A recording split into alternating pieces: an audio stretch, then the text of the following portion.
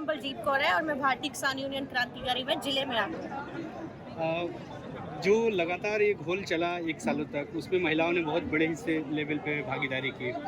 अब जब घोल ख़त्म हो गया है तो क्या वो जो बॉर्डर पे महिलाएं गई थी वापस अपने घर में चूल्हे चौके में करने लगी, तो उन्होंने और भी पॉलिटिकल भागीदारी अभी भी जारी है उनकी? देखिए, मैं आपको बताती हूँ कि जब हम पहली बार यहाँ से दिल्ली को निकले थे तो जो हमारे साथ मर्द गए थे, जेंट्स गए थे, उन्होंने बैरिकेड तोड़े थे।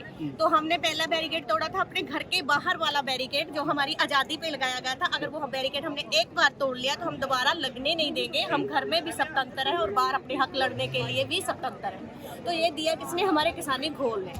ठीक है, तो हम जब गांव में अलग अलग जगह जा रहे थे तो देखे कि जो दलित महिलाएं हैं वो जो खेतों में चारों के लिए जाती हैं, वहाँ पे उनके छेड़छाड़ की घटनाएं का सामना करना पड़ता है। बहुत बार कास्ट रिलेटेड भी बहुत सारे एट्रोसिटीज़ का सामना करना पड़ता है। उस दिशा में किसान घोल के बाद कुछ बदलाव हो सकता है? देखिए, ये समाज है, समाज में सभी तरह के लोग रहते हैं और जो बदलाव है वो धीरे धीरे आएगा।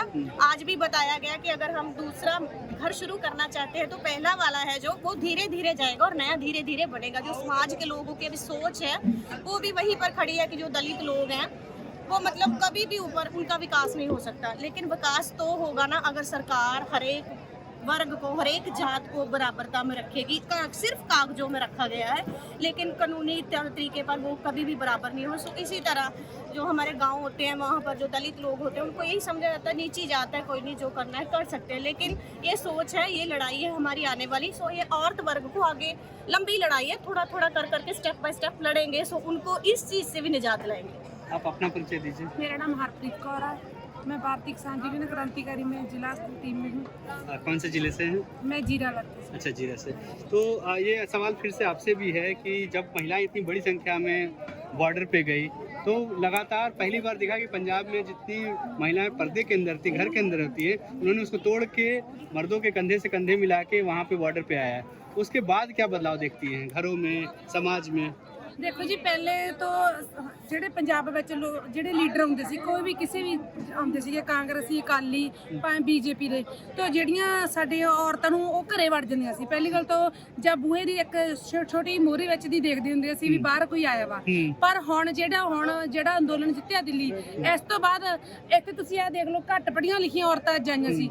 ਇਹਨਾਂ ਨੂੰ ਤੁਸੀਂ ਕੋਈ ਸਵਾਲ ਪੁੱਛ ਲਓ, ਜਵਾਬ ਦੇ ਦੇਣਗੀਆਂ ਵੀ ਕਿਹੜਾ ਜਿਹੜਾ ਕੋਈ ਅਕਾਲੀ ਮਾੜਾ ਵਾ, ਕਾਹਤੋਂ ਮਾੜਾ ਵਾ, किस गल तो माड़ा वा, कोई बीजेपी माड़ी है, किस गल तो गलत आ, सारे नूं पता वा। पहले किसी नूं नहीं पता सी ते जां पहले ये भी सी भी किसी नूं धरने ते औरतां नूं नहीं लिजाया जांदा सी, भी उन्हां नूं किसी भी प्रोग्राम ते जां किसी भी जिवें प्रोग्राम इसे ते नहीं, जिवें औरत दिवस ते भी नहीं औरतां नूं बाहर नहीं कढिया जांदा सी। पर असीं अज ऐतकी इस महीने तो मैं तुहानूं भी दस दिंदी आ भी 8 मार्च नूं असीं औरतां एक बहुत वड्डी पੱਧਰ ते असीं औरतां इकट्ठ कर रहीआं वा। सारे पिंडां ਦੀਆਂ औरतां ने ਇਹ ਕਿਹਾ ਵੀ ਤੁਸੀਂ ਕੱਲੀਆਂ ਔਰਤਾਂ ਦਾ ਪ੍ਰੋਗਰਾਮ ਰੱਖੋ, ਅਸੀਂ ਜ਼ਰੂਰ ਆਵਾਂਗੇ। ਉਹਨਾਂ ਨੇ ਮੈਨੂੰ 2 ਦਿਨਾਂ ਦਾ ਵਾਅਦਾ ਕੀਤਾ ਵੀ ਅਸੀਂ 1 ਦਿਨ ਦਾ ਪ੍ਰੋਗਰਾਮ ਨਹੀਂ 2 ਦਿਨ ਦਾ ਰੱਖਾਂਗੇ। ਇਸੇ ਤਰ੍ਹਾਂ ਹੀ ਜਿਹੜੀਆਂ ਹਰਿਆਣੇ ਦੀਆਂ ਜਦੋਂ ਸਾਡੇ ਕਿਸਾਨ ਦਿੱਲੀ ਜਾ ਰਹੇ ਸੀ ਤਾਂ ਅੱਧੇ ਜਿਹੜੇ ਬੰਦਿਆਂ ਦੇ ਨਾ ਕਿਸਾਨਾਂ ਦੇ ਹੌਸਲੇ ਟੁੱਟ ਗਏ ਸੀ ਵੀ ਸਾਨੂੰ ਮੂਹਰੇ ਸਾਨੂੰ ਜਿਹੜੇ ਕਿਸਾਨ ਆਗੂ ਆ ਉਹ ਸਾਨੂੰ ਕਟਾਉਣ ਵਾਸਤੇ, ਮਰਵਾਉਣ ਵਾਸਤੇ ਲੈ ਰਹੇ ਆ। ਪਰ ਜਿਹੜੀਆਂ ਹਰਿਆਣੇ ਦੀਆਂ ਬੀਬੀਆਂ ਉਹਨਾਂ ਨੇ ਜੋਸ਼ ਭਰਿਆ, ਉਹਨਾਂ ਨੇ ਚੂੜੀਆਂ ਤਾਰ ਕੇ ਦੇਤੀਆਂ ਵੀ ਜਾਂ ਤਾਂ ਤੁਸੀਂ ਮਰੋ ਜਾਂ ਅੱਗੇ ਚਲੋ। ਉਹਨਾਂ ਹੌਸਲੇ ਨਾਲ ਹੀ ਜਿਹੜੇ ਸਾਡਾ ਕਿਸਾਨ ਵੀਰ ਆ ਉਹ ਦਿੱਲੀ ਗਏ ਆ। ਜਦੋਂ 26 ਨੂੰ ਜਦੋਂ ਵਾਪਸ ਮੁੜ ਕੇ ਆਏ ਆ ਤਾਂ ਲੋਕਾਂ ਦੇ ਮਨ 'ਚ ਇਹ ਸੀ ਵੀ ਹਾਂ ਸਾਨੂੰ ਅੱਜ ਮਰਵਾ ਦੇਣਾ ਸੀ ਕਿਸਾਨ ਆਗੂਆਂ ਨੇ। ਪਰ ਉਸੇ ਹਰਿਆਣੇ ਦੀਆਂ ਬੀਬੀਆਂ ਨੇ ਫਿਰ ਚੂੜੀਆਂ ਚੱਕ ਲੀਆਂ ਤੇ ਸਾਡੇ ਕਿਸਾਨਾਂ ਨੂੰ ਮੂਹਰੇ ਸਿੱਟੀਆਂ ਵੀ ਜਾਂ ਤਾਂ ਮਰ ਕੇ ਜਾਓ ਤੇ ਜਾਂ ਜਿੱਤ ਕੇ ਜਾਓ। ਤਾਂ ਉਸੇ ਅਣਖ ਸਾਡੇ ਜਿਹੜੇ ਵੀਰ ਸੀਗੇ ਉਹ ਪਿਛਾਂਹ ਮੁੜ ਗਿਆ।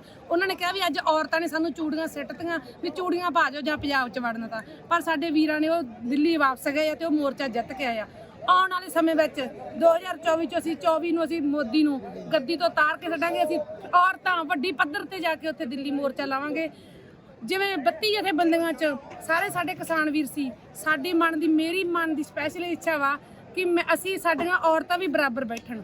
ਉਸ ਜੇ 32 ਆਗੂ ਆ ਨਾ ਕਿਸਾਨ, ਉਹਨਾਂ ਵਿੱਚ 32 ਚ ਸਾਡੀਆਂ ਔਰਤਾਂ ਵੀ ਬਰਾਬਰ ਹੋਣ, ਬਰਾਬਰ ਸਟੇਜ ਲਾਉਣ ਤੇ ਬਰਾਬਰ ਹੀ ਆਪਦੇ ਹੱਕ ਦੱਸ ਸਕਣ ਉੱਥੇ।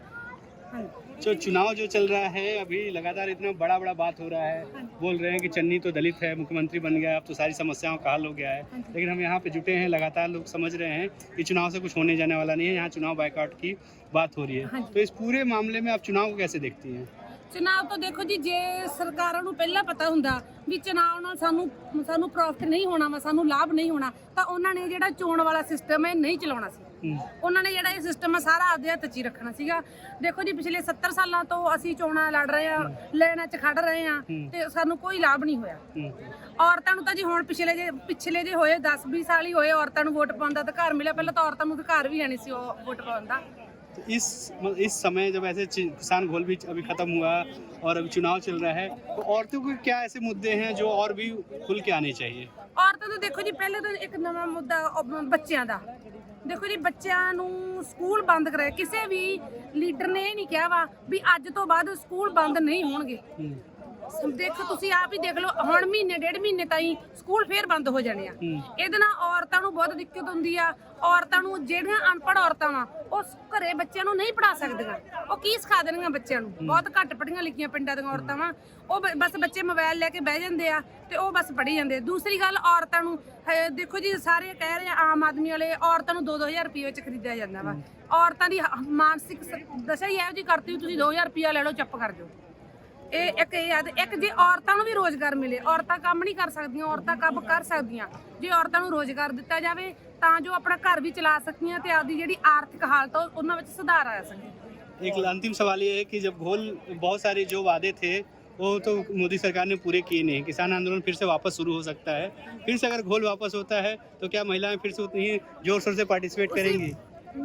मैं कह रही हूँ भी इससे ज़्यादा। मैं कई पिंडा ਅਸੀਂ ਨਾ ਕੋਟ ਕਰੋੜ ਇੱਕ ਪਿੰਡ ਆ, ਉੱਥੇ ਅਸੀਂ ਲਗਾਤਾਰ 1 ਸਾਲ ਤੋਂ ਬੀਬੀਆਂ 70-80 ਬੀਬੀਆਂ ਨਾਲ ਲਗਾਤਾਰ ਐਤਵਾਰ ਦੀ ਵੀ ਛੁੱਟੀ ਨਹੀਂ ਕਰਦੀ ਅਸੀਂ। ਤੇ ਹੁਣ ਜਦੋਂ ਅਸੀਂ ਵਾਪਸ ਘਰਾਂ ਨੂੰ ਗਏ ਨਾ, ਤਾਂ ਸਾਨੂੰ ਉਹਨਾਂ ਨੇ ਇਹ ਕਿਹਾ ਵਾ ਵੀ ਦੁਬਾਰਾ ਫੇਰ ਮੋਰਚਾ ਲਾ ਲਈਏ, ਵੀ ਆਪਾਂ ਕੋਈ ਵੀ ਲੈ ਲਈਏ, ਕੋਈ ਨਸ਼ੇ ਵਾਲਾ ਲੈ ਲਈਏ, ਵੀ ਅਸੀਂ ਦੁਬਾਰਾ ਫੇਰ ਲਾਈਏ, ਅਸੀਂ ਬੈਠਾਂਗੇ, ਅਸੀਂ ਧਰਨੇ ਮੁਜ਼ਾਹਰੇ ਕਰਾਂਗੇ।